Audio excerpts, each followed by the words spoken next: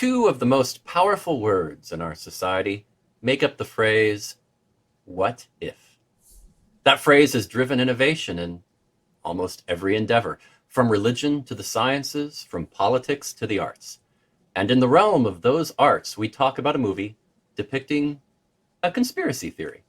The Oxfordian theory, made popular around 100 years ago, that states that it wasn't Shakespeare who wrote the plays, but in fact, the Earl of Oxford. The movie, Anonymous from 2011, directed by Roland Emmerich and starring Rhys Evans and Vanessa Redgrave.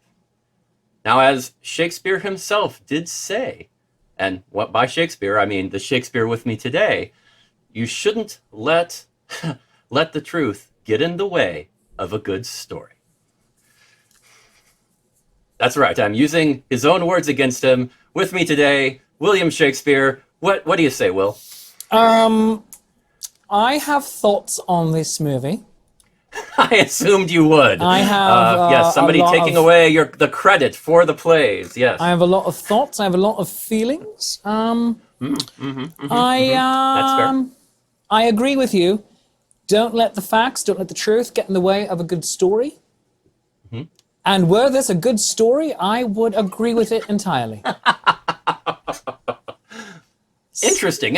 Yeah. So go ahead and talk. I'm just going to write down a little message here. And you go ahead. You go ahead and start. Wow. Okay. I hope it's not a one-word message that talks about certain pieces of my anatomy, but we'll see. Nope. Not this time. Okay. Yes. Anonymous, directed by Roland Emmerich. Now, Roland Emmerich for me is a very hit or miss director. He's one of those directors who tries to make everything epic, I guess. I mean, there's no throwaway scenes. There's no throwaway lines for him. He tries to avoid them. There's no, when somebody's going into the cafe to make that important phone call, you know, in a lot of movies, the person would stop, order some coffee. While they're waiting for the coffee to come to them, they'd go and make the important phone call, have the huge moment, and then they'd go drink their coffee. In Roland Emmerich, you just go to the phone and you skip anything that isn't huge and important. And sometimes that works. And he's had some good movies like Independence Day from 1996 or Stargate. Independence Day, good movie. It was a bit epic, and it was very popular at the time. It is entertaining. Made a lot of money. You know what? It was entertaining. I will say it is entertaining. And sometimes that's enough to make a good movie. Absolutely. Stargate from 1994. I mean, Fun was movie. Definitely an interesting film and quite artistic in many ways. Spawned several series. 2012 from, oddly enough, 2009 was not good. It was really good special effects, and people liked it because it played on that whole conspiracy theory. Boy, that's a trend with him apparently in that time period of the Mayan calendar and the whole the world's going away in 2012, and it was really a huge thing around that time, and it was released in 2009, so they got the jump on it. So it was a good method, and the special effects were phenomenal at the time. So that did fairly well. I mean, you've got movies like Universal Soldier or The Day After Tomorrow. Once again, good special effects, story, and the science and the history. Oh my God. Godzilla from 1998, which I think with Matthew Broderick, which honestly I think is an underrated film. It doesn't try to take itself seriously, and I appreciate that. It also doesn't take the geography of Manhattan seriously. Well, but does anybody really? Yes. Except you get cab stuck drivers. on the FDR, you're there all day. That's the cab driver's responsibility. No, it's. But yeah, I mean, it had its moments, and it was a cute film, but it wasn't great. It wasn't a huge movie, not as good as it could have been. But he's also done some movies like 10,000 BC from 2008, or The Patriot. Oh God. Or Moon 44, one of his early works. He directed The Patriot? Yeah. Oh, 2000. Sweet God, that's a crap movie. Makes a lot more sense now, doesn't it? It's he's a very hit or miss director. He does attract good actors, though. He does. I think in casting, he is very good.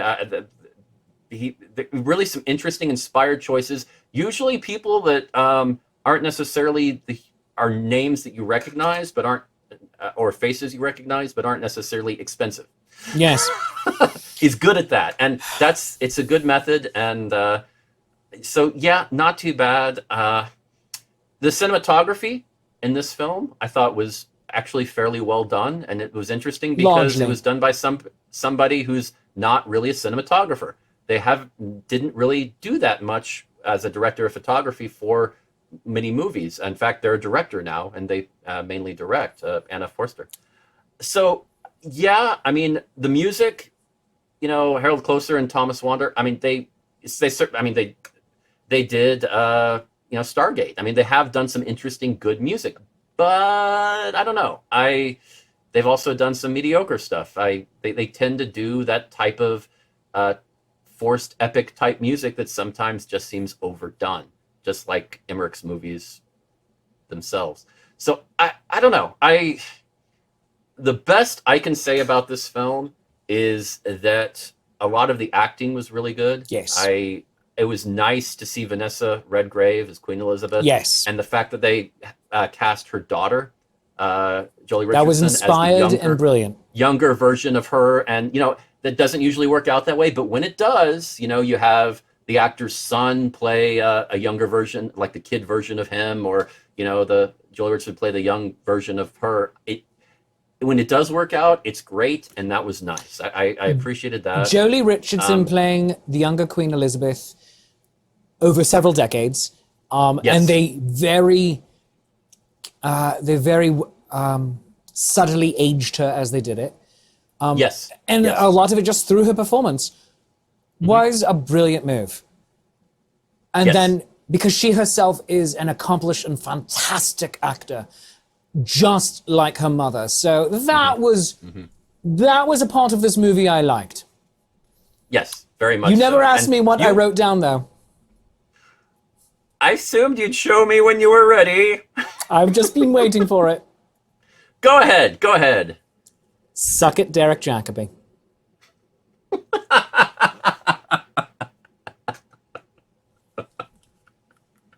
Yep. Now you will recognize other actors in here. I mean, I'll add Mark Rylance into that too. You go right ahead. You go right ahead, Mark Rylance. You are the director of the Globe Theatre. You were the first director of the Globe Theatre, and you signed on to this. You played an actor in Shakespeare's company in this, and you said, oh, let's do it. But I'm also going to sign on to the letter that said, oh, we should examine the authorship. And you want to examine the authorship, you go right ahead. But then having your preferred candidate as the only option? No, that is intellectual dishonesty. That is intellectual dishonesty, sir, and I will add your name to that hashtag. I will add your name, Mark Rylance. By the way, I absolutely loved you in Boeing, and you were a beautiful, kind soul when I got your autograph after the show. You were really sweet, and you played a Minnesota accent really well. now, leave it to William Shakespeare to ridicule, mock, and disparage, while at the same time sucking up in such a magnificent manner. That wasn't sucking up. That was just, by the way, you did really nice in that. Well, it was good politics nonetheless. Thank so you're you. accidentally good at this. Thank you. Accidentally good at this. Derek so my Jacobi, compliments. how dare you, sir? How dare you? John Orloff, you wrote this tripe. All right. Where do I start? I mean, is it my turn? I'm waiting. Do I rant yet, or do you want to keep going on? This word, No, rant away. Let the words drip like honey from the tongue upon the place beneath. Go. Yeah. I'm not sure which I am more offended at. The fact that this is a conspiracy theory film, which we know how well those work out, JFK, or the fact that this was not a good movie. You're gonna make a conspiracy theory flick? Make it entertaining. This kept approaching entertaining. This kept almost becoming a good movie. Look at the lavish sets. Look at these gorgeous costumes. And then we round the corner. There's St. Paul's Cathedral in the background. Yes. And why is it terrible CG. Why? It's like, and we're going to the Tower of London, and it's obviously from a video game. And it's just like, Oh, why? I can answer. It was a $30 million budget. That's why. These are British actors. They don't cost that much. No. There's that. That's That's what true. we do. We have the top-notch people, and we pay them a sandwich, and they're fine with it. Now,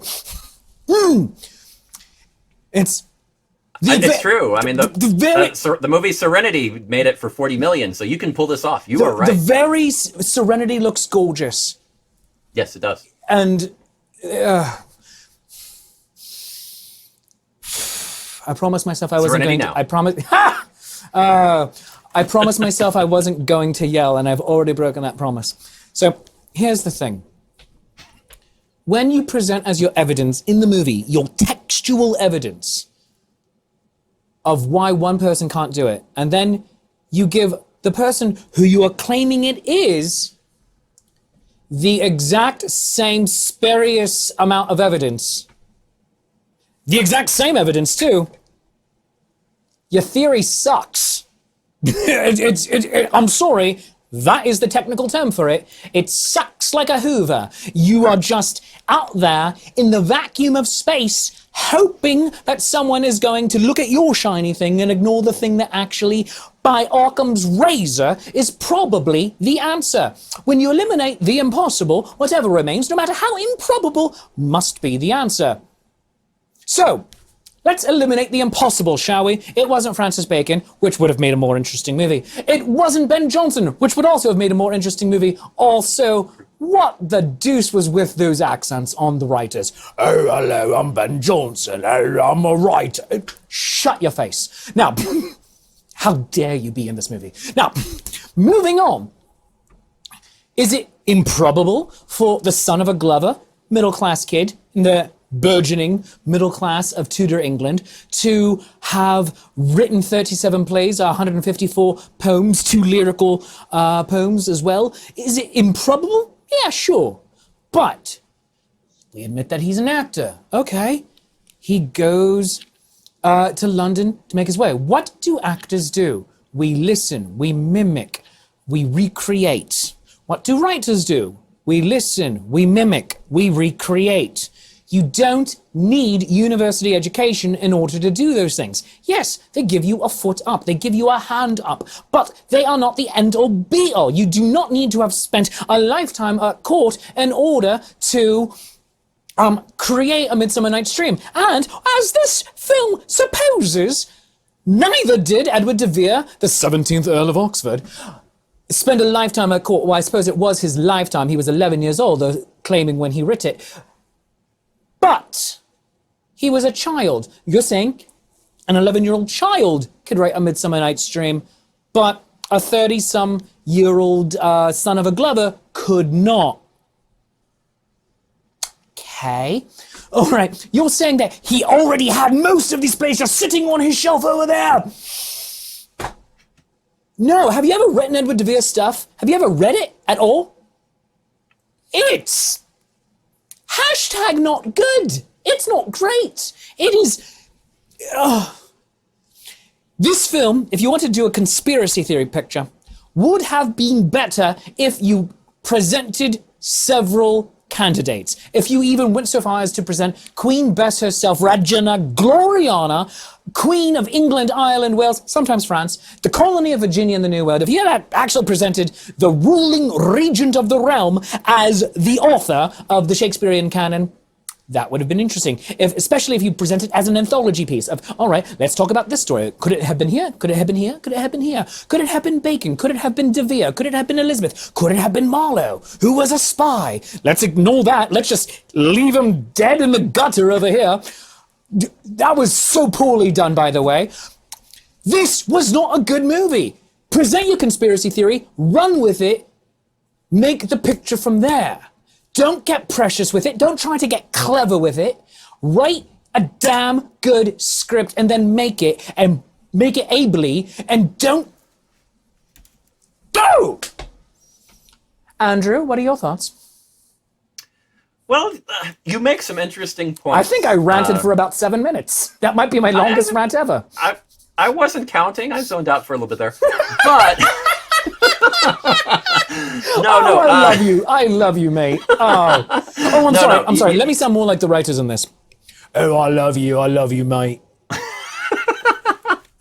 I mean, the biggest. Now, I do want to be clear to everyone watching that very few give that theory, the Oxfordian theory of the Shakespeare play's origin, any validity at all. This is not enough people do though that it stays alive. Well, and actual academics sign on to it. Enough people still belong to the Flat Earth Society, so this isn't. I mean, you got to realize this is a minority. This is people that really, I mean, that are on the bandwagon just to be obstinate. I mean, let's just be honest here. Shakespeare birthplace trust. You have my number. I will come and defend you with my dying breath. This is not. Most scholars do not even give this a passing thought. This was something that was made somewhat popular 100 years ago as a, like I said in the intro, a what if, and which is fun. It's fun to think what if. What if I win the lottery? What if I owned my own Ren Fair? What would I do? It that type. What if I won a Grammy? What would my acceptance speech be? Yes, I've gone through that acceptance speech many times. If I owned my own Ren Fair, by the way, there would be pyrotechnics. Right? That would be in my rider. It's just like, by the way, there's pyrotechnics. Oh, cool. What's happening? Doesn't matter. Yes. Doesn't matter. Yes. He would be entering the Ren Fair for his show the same way the football players do at the beginning of the Super Bowl. That's how he would play it, and I know this for a fact. I would make Andrew I would pay Andrew ridiculous sums of money to sit over here and say, ladies and gentlemen, now entering the arena, William Shakespeare! Shakespeare! And there'd be flames and... Yes. And that would be the entire day. All day. Nobody really gives this theory any credibility. This is just... The odd thing about this film is the massive attempt in the intro and at the beginning and the end and throughout to make this seem like this is a very credible theory. Yeah. If this was just a simple, this is not real, but let's just, they do a little of that in the intro, but it's not enough. I mean, they're really trying to push this conspiracy theory bit, and it's a simple concept of prejudicial bigotry. It is. Where the concept of only a person in a high class can be a genius. And thank you. That's that, and we know this not to be true. There's plenty of evidence where some of the most notable people in history came from a low class. It's just... That's the biggest problem with this theory, and it automatically just destroys the wind from its sails. But do you know what would have made a better movie for me? You want to make a fun conspiracy theory movie? Start it with Nicolas Cage. He's reading. He's reading an old manuscript. Maybe he has a copy of a quarto, right? And he's like, all right. I don't think that William Shakespeare was William Shakespeare. That would have been more interesting. And then you go on a mystery hunt. You're in the 21st century. National Treasure 4. You go for. There was a Shakespeare 3. Mystery. There was a 3. No, but we're just jumping. I just want to skip it. We're just jumping to 4. We're just jumping to 4. Hey, Mel Brooks did it with History of the World Part 1 and never had a 2. I can jump to a 4. That, you know what? That makes as much sense as this movie did. So, doesn't it? So we have Nicolas Cage and Idris Elba, because I want to put him in everything. They are on a mystery hunt of who is the author of Shakespeare, and you can go back and forth. And they flash back to these scenes that show this is what they think happened based on these ancient texts. Because so much, and that gives it that ludicrous aspect. Because so much of these scenes are good. So much of these scenes are good. There is a good movie inside of this film. All right. Yes. You want to make it a lord who the only way he can get his point out is by writing a play, and you want to say, for the sake of argument, that he's actually William Shakespeare and everything, and you do it purely like that, and you don't play the other writers as cartoonishly stupid as you are, of like, oh, this is going to be the greatest play ever. How do you know that? You've never actually had anything published. Yes, but I'm a lord, and thus, blah, blah, blah, I'm better than you. You've only, like, sold out audiences. It's just like, all right, shut your face. Better writing, first off. But there are good scenes in this. There are. Yes, there are. The young Edward de Vere with Elizabeth, when Yes. he says, "Mistress mine, why are you roaming?" And it turns into a tender love scene. That is really well done. Yes. De Vere, when he's in Burleigh's house, William Cecil, Yes. by the way. I don't think they ever actually call him Burleigh in this. When he's in his household and the young Robert de Vere is like, "Why are you here?" And they're just going at each other. That's funny to me. De Vere killing the guy behind the curtain a la Hamlet with Polonius. Again, well done. Yes. But then you can... I love the scenes You where can they go had one-to-ones. where they showed the different Shakespeare plays, like just boom, boom, boom, boom, boom, boom on the stage. I thought Also, they were and giving... you saw the audience just transfixed on hanging on every word and every motion. They I were love giving that also bit. those sets way more set dressing yes. than they likely had. Like, not even You're like... right, you're right. Not even in a point of, well, they probably had some set dressing. They likely had none. Yeah. But, all right, let's Yeah. say for the sake of argument, you have some set dressing. You're going to build an entire castle as your set Yeah, that was in yeah. 1600. Artistic license, I get that, but I love the showing a small clip from several Shakespeare plays back to back and seeing the audience transfixed, because I think that was just, it showed that the common people back then would have, that's their entertainment. That's like TV to them, watching channel to channel. Shakespeare going crowd surfing. Hilarious. Yes. I thought that was funny. I thought that was great. Yes. Having people jump on stage during Henry V was brilliantly done. Yes. All of that, all of the in the theater stagecraft of this picture was brilliantly done. Having the actor Shakespeare decide, well, no, this is an anonymous play, I'm going to claim credit for it, dips his fingers in ink, grabs the script. That was good. You want to do it more like that? Do it more like that. But there was too much going on with no resolution. We're going to have the Essex Rebellion, and we're going to be dealing with Edward de Vere, and we're going to be dealing with the authorship question, and this, and all right, are you gonna tie this up together? Not really, no. It's just like, so why have it as a backdrop? If you're gonna do the Roland Emmerich effect. If you're gonna do the Essex Rebellion and Shakespeare, you know what you do? You do King Richard II. You do King Richard II. It's like, all right, here's what we're going to have. We have King Richard II here because that's the play that Essex had produced the night before he begins his rebellion. I mean,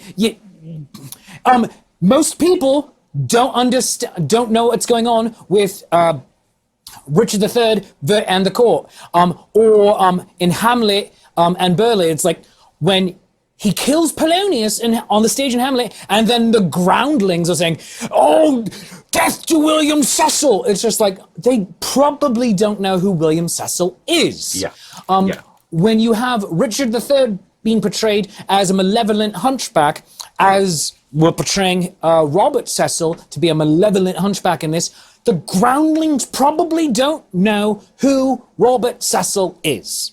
Yeah. You can do it at court, and the court can go, ooh. And that's the crowd that does that. Or the upper decks can go, ooh, whereas the groundlings are like, ha ha. You want to make them a laughing stock, and so some people know who it is and other people don't? That's fine. That's how things work anyway. Play it logically, play it rationally. Don't give me unsubstantiated crap. And if you're going to go with something that barely holds water, give me National Treasure.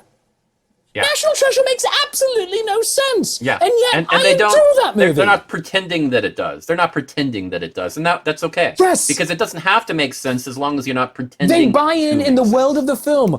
Like, one of the most amazing, brilliant things that were filmed and then not put into the picture, but in the trailer for National Treasure, go watch it, is, I think this dollar bill is trying to tell me something. Right. It's too funny. It's just like, oh, let's do this. Yeah. Oh, we are going that dumb. Let's go. Oh. Everyone put your brain on hold and have a good time. That's what this could have been. This could have been a what if. As you said, it could have been what if. But instead it was Shakespeare a fraud? That's the tagline. Yeah. It's like, that. what? Also, in 2011, most people, not me, I obviously care a great deal, most people probably don't give a damn. They don't. They're like, who cares?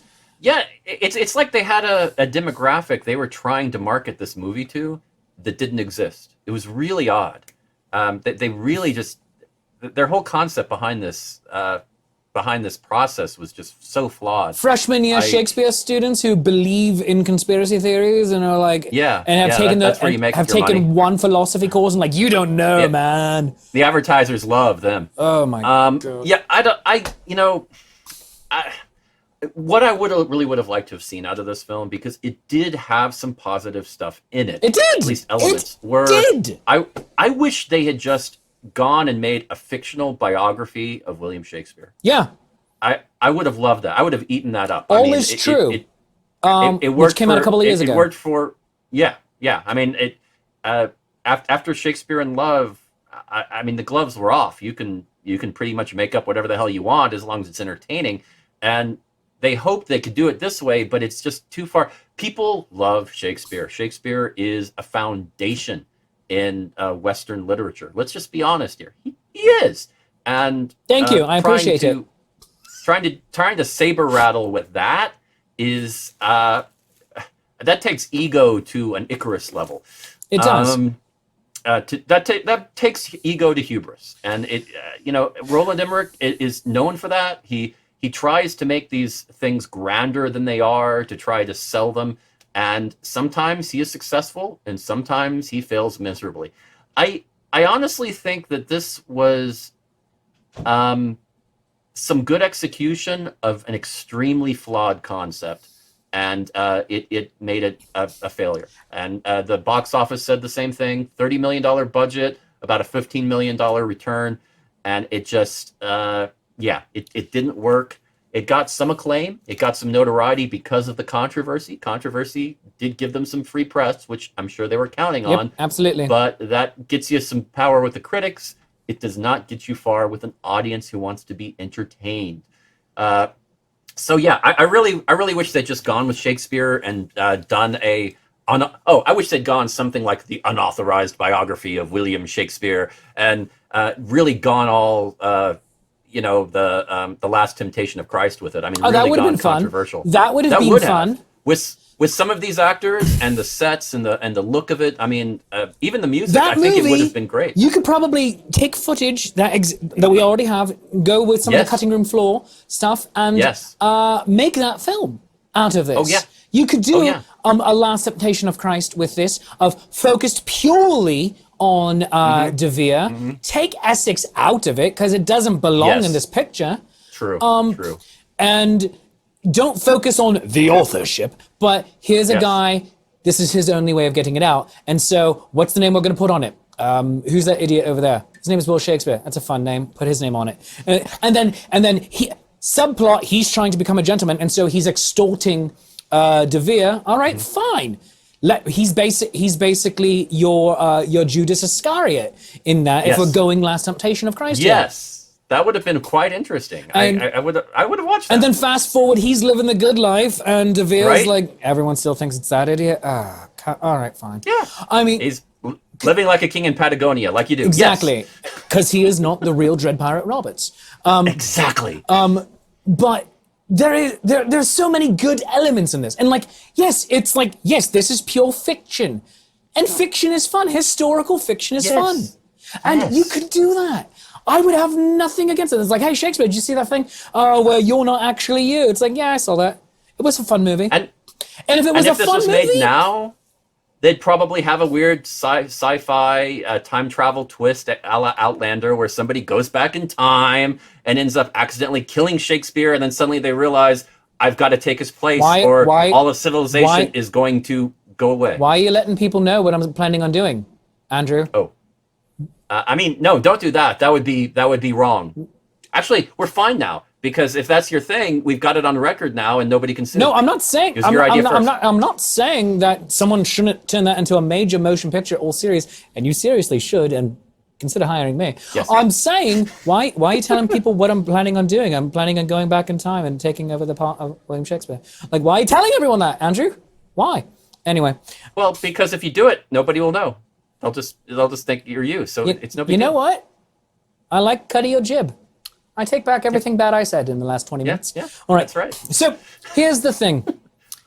There are things I liked in this movie. I liked the actors. Rhys Ifans as Edward de Vere, the 17th Earl of Oxford, etc., etc., etc. I thought the one line where he did all of his titles was funny. Yes. I thought he was very good at it. I thought Jamie Campbell Bower as young him was very good. I thought Jolie Richardson as young Queen Elizabeth, quite good. True. I thought Vanessa Redgrave as elderly Queen Elizabeth, quite good. David Thewlis as William Cecil in All Timelines, very good. I thought Sebastian Omesto looked and sounded exactly like the Mandalorian. A little bit. And I was like, is that the Mandalorian? And I had to go look it up. Not the Mandalorian. Looks like him. So, hey, if you like the Mandalorian, maybe this is the movie for you. Wasn't in love with Edward Hogg as Robert Cecil. But he, you know, it wasn't bad. But he was also playing an intensely unlovable character. That's true. That is true. Rafe Spall playing a really comic, drunkard Will Shakespeare. For the role he was given, he did a fantastic job. Yeah. Who played Marlow? John Key. Oh, Kit? Oh, yeah, Kit Marlow. Who played him? Where is it? Tristan Gravel. Could he have been any more mustache-twirly villain? That was so funny. I'm like, I was expecting, like, the mustache he had, and I was expecting him to just stop doing this.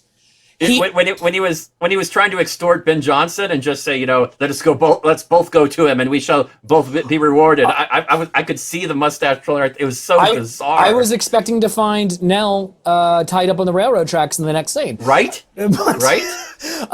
First, he would have had to have built a railroad, but then, tie her to these tracks. It's like, you're going through a lot for this, Kit. Well, Really? It's all about the mustache. Then having him dead in the next scene, there was no build-up to it at all. No, we decided to turn him into a villain and then do away with the villain. It's like they should have shown the death scene. Yes. If they'd done that and made it be that they had these different attacks on people's lives and some were successful, some weren't, and you're kind of like you saw some of them, and then with him it's just like, oh, you see him dead already, and it's just that was such a. It took out all the air in that whole group of scenes. I mean, it was just, it would have been fascinating to see that develop, even if you just had a scene where he turns around and knows that he's about to be killed. Just something. Yeah. You don't have to see who killed him. Just something. Exactly.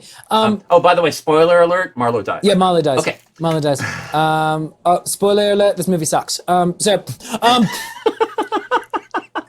But just continuing real quick, Mark Rylance, who I've already lambasted saying, how dare you, sir, etc. Yes. Not a huge part in this film, but what he does is entertaining.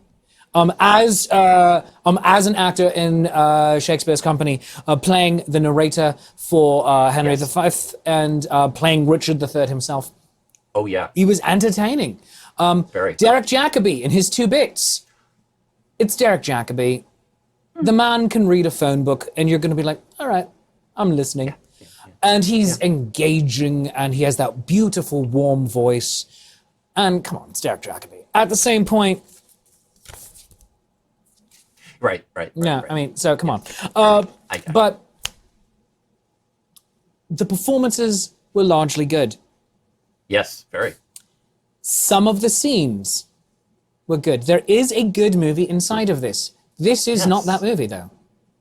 And it's a long movie. It is long. It actually it's over 2 hours, and I checked my maybe watch. If they trim some of it. I checked my watch. I think the first time at 15 minutes, going, oh, this feels like I've been watching this for at least a half an hour. Yeah, and it was like, oh no, it's 15 minutes. I'm like, oh my god. What was it, about 2 hours 20 minutes or something like that?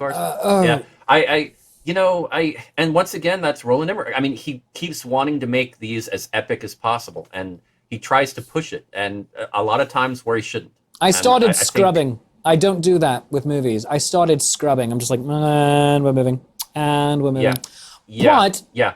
You had some some scenes that should have been cut, and that might have helped. But I still think the overall concept of the Oxfordian theory, essentially, that that's the flaw here. I think if they'd done away with that, this could have been a decent and maybe even a good film, if they concentrated on something else. That's the flaw. But the acting is good. And some of the scenes and some of the look and the sets and everything. I mean, the locations. I thought that they did a good job with that overall.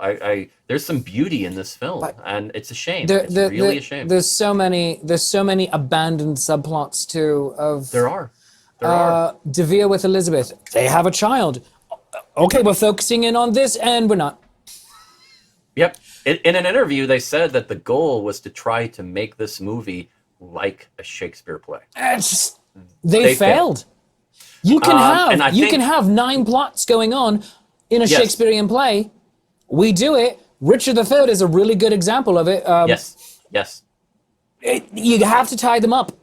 You can do The Good Place with this. The Good Place is an incredibly convoluted television show, and they tie everything up. Yeah, you can do it. You can do it. They didn't. I think that aspiring to that also hurt them. I think they put these restrictions on themselves that really ruined this movie a bit.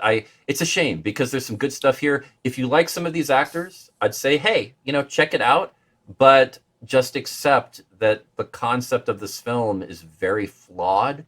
But there are some good scenes. So the execution of it is the execution of it is what bothers me most. Again, just because it is. That.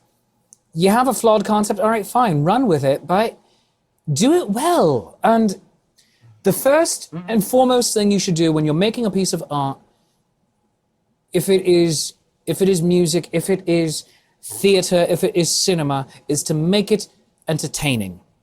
And entertaining doesn't mean you need to be laughing. It needs to mean you're engaged. And this doesn't do it. It's a big swing and a miss. And the sad thing is, it's a big swing and a miss when they tossed the ball to themselves. Yes, and that's another thing you can say about Roland Emmerich. I mean, he's always a big swing. So I'll give him that. I will give him that. You are right. I wanted to say that this was, at least there were parts of it that were worth seeing, and maybe it's worth seeing as a film, but I can't do it. I tried. No. I really tried. I wanted to give this a shot and just say, but there's too many things wrong with this that counter the things that are right. Yeah, exactly. There are good bits, but that's what they are, bits. So, Andrew, and I've talked quite a lot on this. What is your final summation? What do you give it? I'm going to give it a quill with no ink. I'm going to give it what we get in the first 16th century scene. I'm going to burn the theater down. Wow. Okay, well... as that captain of the guard did, he was like, burn it down! Oh! It was just like, you are burning it down in a residential neighborhood, by the way. And yeah, I noticed. And you're telling people to go home, and I'm like, no, F that, get water.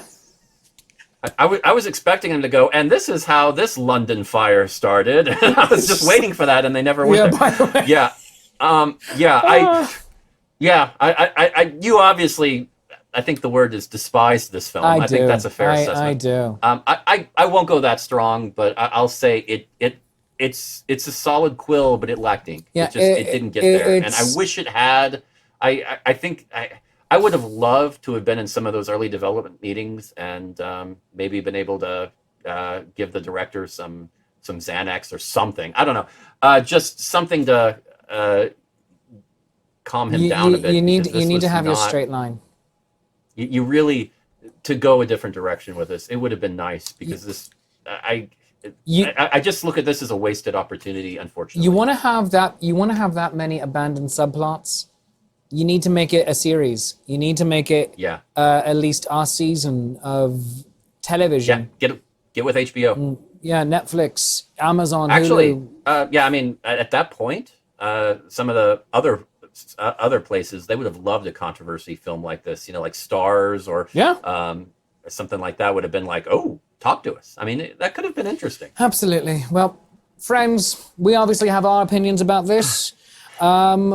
Let us know yours in the comments. Tell us what you think. Was Anonymous worth it? Was it a good picture? This is our longest episode in quite a few, probably because I would not shut up about how much I detested it. And it wasn't even just because of the half-cocked concept behind it, but rather that it had the ultimate sin of being bad art. But that being said, somebody somewhere liked it, and it's probably Derek Jacobi. So Derek Jacobi, I'm going to remove temporarily my hashtag for you and just simply say, are you okay, buddy? Do you need a hug? Because I'll hug you, man. Come here, we'll hug it out.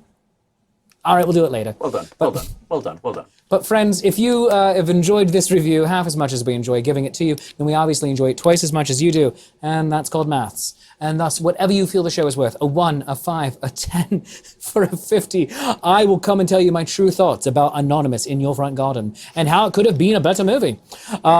Whilst still disagreeing with the premise of it, throw it into a hat. And by hat, I mean become a Patreon of the arts at patreon.com/lifesaffair. Support the creation of shows like this and other work that we get to do. Go follow us on all of the social media, Facebook, Instagram, Twitter, YouTube. Go to youtube.com/lifesaffair and click the like and subscribe, smash the bell, ring the bell, kick the bell, headbutt the bell, ring the bell hard because apparently the theater is burning. Do that.